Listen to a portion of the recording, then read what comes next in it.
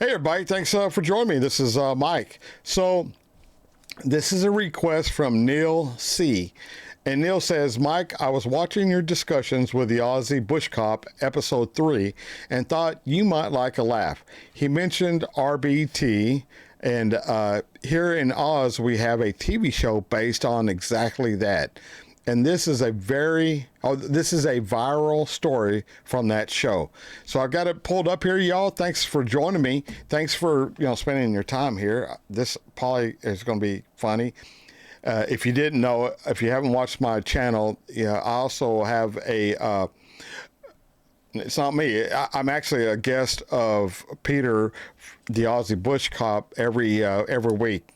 That we do a little podcast and we discuss the similarities and the differences between Texas cops and Australian, or at least New South Wales police, and we just have a great time. So he was talking about I think it's called random breath test. I think that's what RBT stands for. We don't do that here in Texas. I don't know if they do it at all in the United States. We have to have a probable cause to pull somebody over and take anything from their body, without their permission. So there may be some way around it. I don't know. That would be above me, but I know in my county where I was a police officer for 27 years, we didn't do random breath tests. We always did a breath test subsequent to a probable reason or a reason to pull somebody over and develop it into something else. All right. I hope I made that clear. Who knows? So let's get into the intro and then right into man drinking open container blows 0.00 on the RBT. Interesting.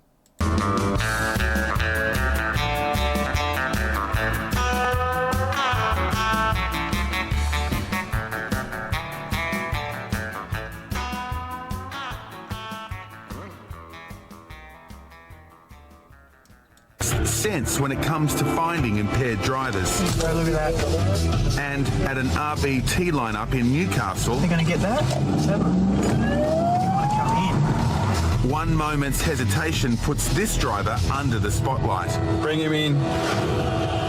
Just push him down the end. Just pulled up short. But with multiple units on standby, there's nowhere to run. Evening, driver. Yeah, my name's Andrew Gilmore from Newcastle Highway Patrol. Have you had anything to drink this evening? How many drinks have you had today, sir? I had 2 bourbon and cokes at Shoal Bay Country Club around 5 o'clock. Yep. Is that all? No. You've had a few more since then, have you? I've got a long neck here with me. And you've been drinking in the car, have you?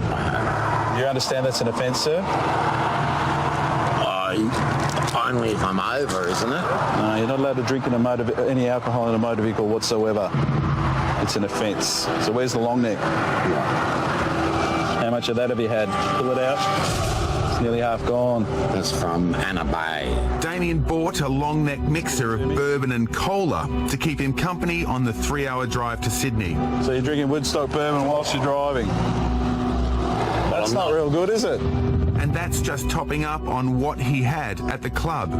When was your last sip? Probably about 15 minutes ago. Is that the only other bourbon that you've consumed apart from the 2 at Shoal Bay? Yeah. All right. Having already admitted to drinking whilst driving, Damien is put straight on the tube. Bloody What I need long you necks. to do, put your lips right around and blow. No. Not hard. Nice and steady. All right. Yeah. Just pretend you're blowing up a balloon, but just nice and steady. You don't have to blow the actual backside out of it, okay? And lips around, blow. Keep going, keep going, keep going, keep going, keep going. Thank you, that's fine. Officer Gilmore's gut instinct is that Damien will blow over. And the result shocks everyone. Appeared that he might be very well trying to make a U-turn to turn around and head the other way, but really had nowhere to go in the end. Damien's moment of indecision may have been down to the bourbon he was necking on his 200k trip back to Sydney. And lips around, blow. Keep going, keep going, keep going, keep going, keep going. Thank you, that's fine. Damien's long journey home could now come to a screeching halt. Or maybe not. How can that be? Oh, that's what I don't understand. But definitely showing up 0. Regardless of the 0 results, Officer Gilmore is not impressed. Why would you drink and drive? I'm going to Sydney, so I just thought But why would you drink alcohol whilst you're driving? it's not going to intoxicate me. How do you know? Any bit of alcohol, especially that amount of alcohol, is going to have some effect. Have you got a drinking problem? No. I dropped my daughter at Anna Bay and the bottle shop was there. I thought, I just have a bourbon on my way to Sydney. All right. Suspicious the breathalyzer might be faulty, Officer Gilmore isn't taking any chances. I have to apologise, but I'm going to have to retest you. I believe that the machine that I've got, there might be something wrong with it, okay? I like the first reading. Well, I can understand that. Look, what I need you to do, lips around Same again. and blow nice and steady. Go ahead now, blow. Keep going, keep going, keep going. Stop now, thank you. This second test should set the record straight. No, it's all fine. Can you just hop out of the car for me, please? You don't want me to pull up? No, I just want you to hop out. Damien says he's had a drink, there's an open bottle of bourbon on the seat, and he still blew 0. So could the drinking story be a red herring to mask something else? Have you had any other substance this evening? Nope. Nothing at all? Nope. It's just I'm looking at your eyes and they just don't look right to me. Mate, I'm fine. I just drove from Sydney to Newcastle, spent 2 hours with my daughter. Now I got to drive home. Maybe you can test me for whatever. It's fine. You haven't had any illicit substances whatsoever? No, mate, I got to drive back home. No, that's not the issue. I'm saying a lot of people, they're tired, take illicit substances to make sure that they can drive further and further and further. No.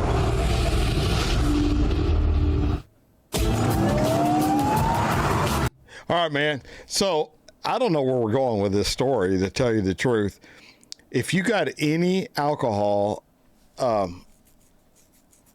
especially what he's mentioning, how much alcohol, I don't know what scientifically, unless this guy was, planted by the establishment to, to play a prank on these guys, or to see if they're doing things right, or if, see how they're going to handle it if they have a subject pulled over and they suspect intoxicated driving and that he blows 0, how would they handle it? Maybe it's a training evolution that these guys don't know they're being. I don't know.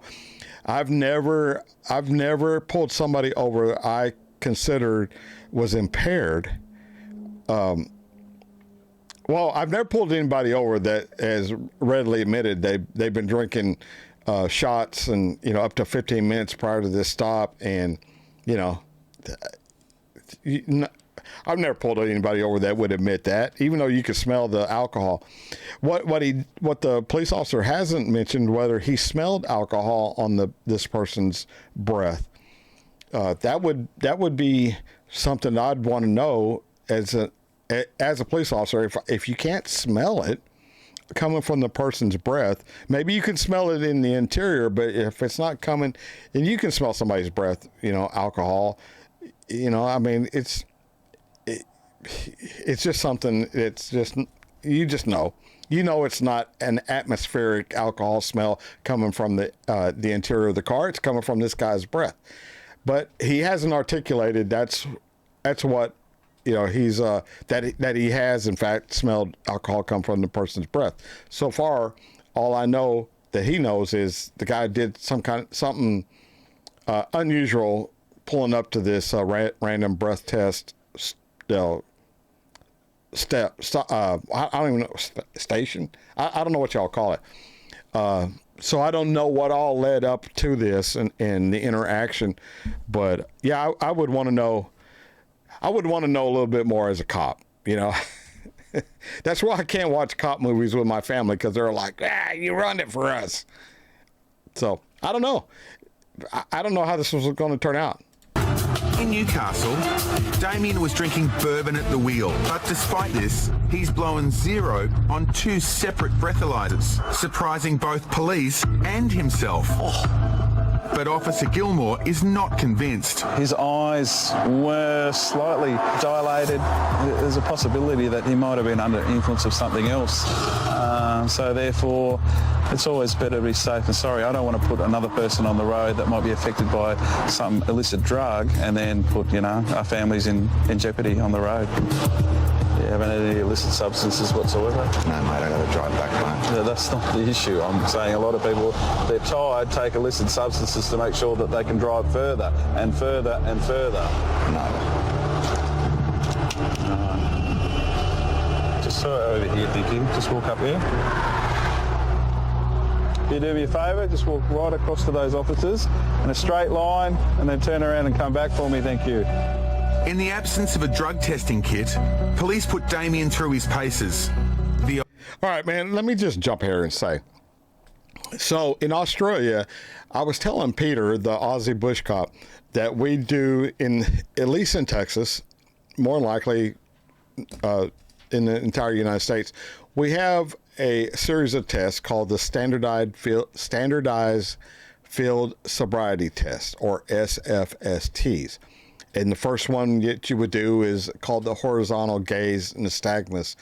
And you've all seen it on TV shows or movies where, the guy's telling them, keep your head straight, and the police officer moves a tip of a pen or his finger or a flashlight, that's not pointed at him, but moves it back and forth. What we're trying to do is trying to get the gaze of the person's eyes. If they're under, I don't know what the scientific numbers are, but if they're under a significant amount of alcoholic intoxication, that what they call at the onset of 45 degrees, when their eyes track about 45 degrees, if they start shaking, and it's very visible to a trained police officer, then that's a clue that this person's intoxicated.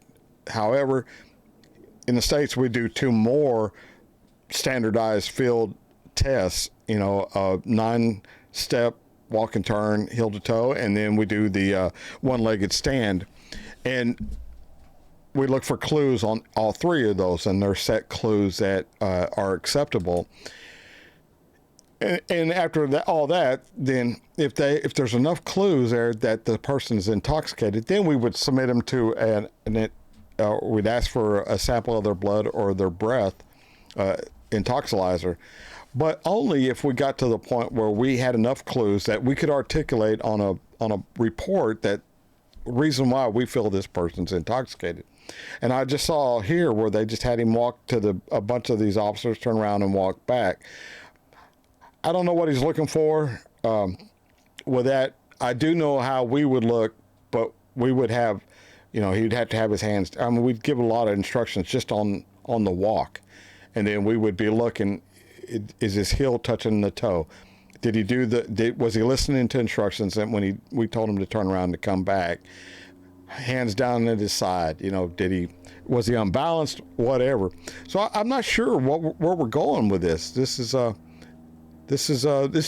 cool how, I'm watching another country in effect do an intoxicated driver trying to determine if the guy's intoxicated or not. Me personally, as a police officer,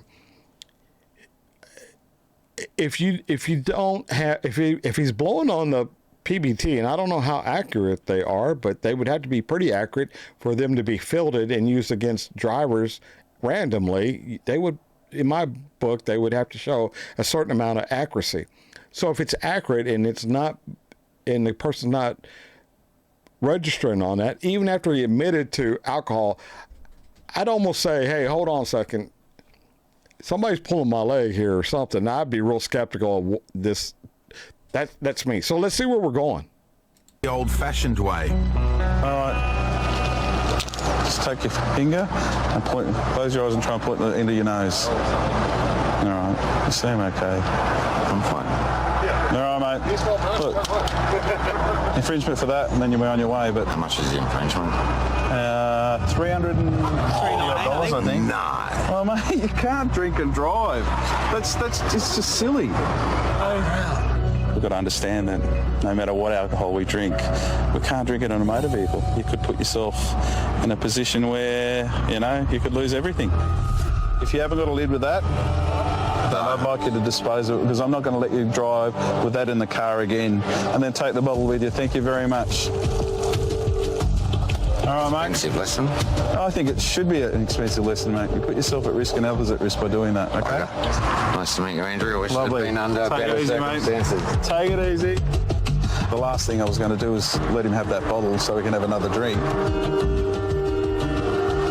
Hopefully he's learnt from it. Yeah, man, I don't know. I don't know about that one. I mean, he blew a 0, So this is how I would have handled it. He blew a 0. He admitted to an open container. You could see an open container. I would have just, like he said, they call it an infringement. We call it a citation. Same thing, I would have just wrote him a citation for the open container. Again, I would have done like this officer and had him pour it out and take the bottle with him. And, just wrote him a citation for open container and been done with it. That's what I would have done. But I do agree if y'all saw the video portion of it where he was blowing into the breathalyzer, his pupils did look like they were dilated, like you went to the eye doctor, how they dilate your eyes. His eyes were not quite that big, but they were dilated a little bit. And we have officers, again, here in Texas, that what they call DREs, drug recognition experts. And so if I'm looking for alcohol, I don't have the training to look for certain issues that are that could be caused by, like this officer said, illicit substances. But I could call somebody that I know that's certified as a drug recognition expert and have them come out and do some tests. But there's so much more that goes into this that they probably had edited out because it's probably boring TV. But again, man, it's hard for a cop to watch cop stuff because, maybe what the normal person sees is not, that's not what a cop sees. I'm watching this other police officer and I'm putting myself in his position. If I had pulled over this guy, what would I have done?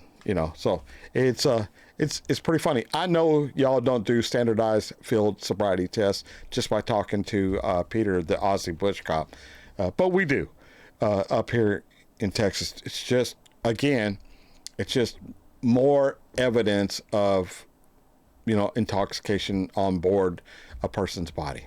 All right, man. I thought that was pretty cool, though. So thank you, Neil, for the request. And for the rest of y'all, thanks for showing up. Till I see y'all again, I'll catch you down the road. Bye, y'all.